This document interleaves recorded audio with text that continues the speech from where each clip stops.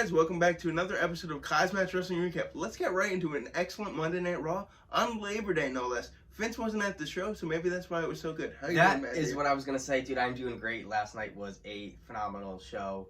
Vince wasn't there. Monday Night Raw kicks off with each team cutting a promo ahead of tonight's tag team Turmoil matches. Raw opens up with RK Bro. Whoever wins tonight's whole tournament, whatever it is, will face RK Bro next week, with RK Bro in the ring giving their thought about the nonsense, as then Bobby Lashley and MVP head down. Bobby wanting revenge with Randy Orton. Of course, Randy Orton hitting an RKO like he did on him last week. We're not going to say what he did again this week, but we'll see the same thing kind of happen. Bobby wanting revenge. Of course, Randy asking for a title match. Just all of a sudden, whatever. Bobby pulling aside by MVP, who says it will happen at Extreme Rules. MVP and Bobby adding they are added into tonight's tag team Turmoil tournament. I guess MVP calls the shots for Bobby Lashley. Champion versus champion. I like it. We then see the Viking Raiders, Eric and Ivar, take on Xavier Woods and Kofi Kingston in somewhat of a fun match with some fun moves. Xavier Woods picking up the win with an inside cradle. This tag team Turmoil match just was great, especially with this whole tournament that culminates next. Veer and Shanky, the New Day, showing their team supremacy, hitting a midnight hour to advance.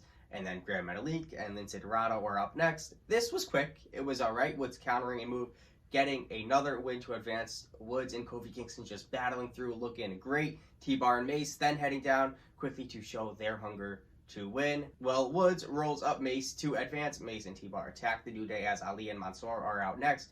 Mace and T-Bar attacking Ali and Mansoor with steel steps and leaving the ring, trying to let this match culminate. But all men are just too down and out as Adam Pearce and Sonya Deville just say, all right, you know what, we're going to let this match happen later on. We're going to go through the show. You guys are going to face off before the main event, so we'll get to that after. Kind of like a halftime. Love to see it. We then see a triple threat match for a U.S. title championship opportunity. Drew McIntyre taking on Damon Priest and Sheamus. Pretty good back and forth match. I love seeing these guys in the ring compete against each other. It was mostly Sheamus and Drew McIntyre telling the story. Sheamus actually ultimately rolling up Drew with a grip onto the tights. A cheap win, as you guys can see. His ass cheeks were hanging out. His ass cheeks were hanging out. I think you really liked that. Oh boy. We then see the unlikely duo of Nikki ASH and Rhea Ripley take on Tamina and Natalya, which is next. I knew Nikki and Rhea had to take a win. Dude, especially with the momentum they have been just gaining for the past few weeks, especially with Extreme Rules coming up. Yeah. Rhea hitting a riptide onto Natalya for the 3 count.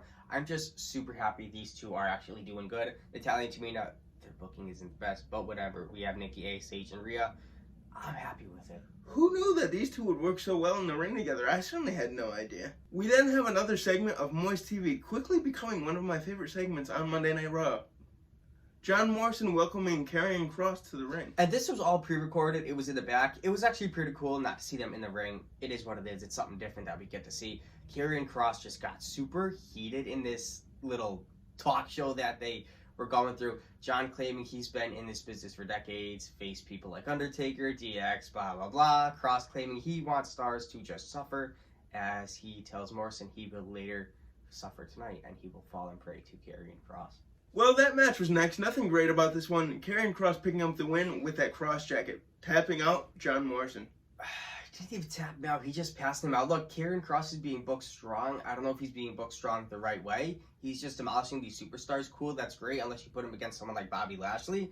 But whatever. Or Keith Lee, maybe. At least he's getting time on TV. That's all that matters. We then saw Nia Jax take on Charlotte Flair for that Raw Women's Championship next. With how much of a shit show their match was last week, we had to know we were going to be in store for something this week. Oh, what a shit show it was. Shayna, of course, on Nia Jax's coattails right before the matches start. Shayna jumps onto the apron, touting Nia, who can beat Charlotte 2 times in a row, distracting Nia as Charlotte starts the match quite early. This was another hard-hitting match.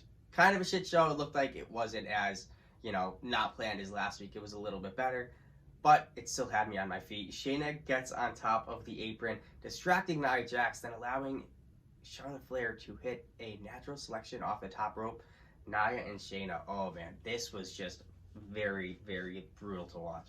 Honestly, I like Nia Jax, but I think Shayna Baszler should be in that championship contenders match, not Nia Jax. I think Shayna's a little bit better in the ring and much better of an in-ring technician. While talking about a good in-ring technician, Alexa Bliss and Lily show up on the Titantron.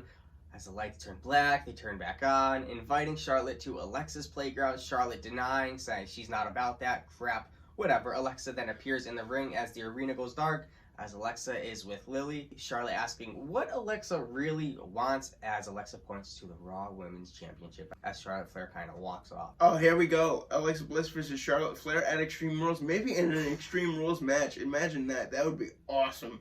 We then had a little segment of fun as we saw Akira Tozawa take on Reginald for that 24/7 championship. You know, Reggie just beating Tozawa in just seconds, then Stars running down after. Ultimately, Reginald escaping all men as he jumps over them through the ring. Well, then Truth kind of runs down, who meets up with Drake Maverick, who just walks out onto the stage. This was just great. The crowd was happy to see Drake Maverick. Here we go. We then have the continuation of the Tag Team Turmoil match. Mansoor and Ali taking on Xavier Woods and Kofi Kingston.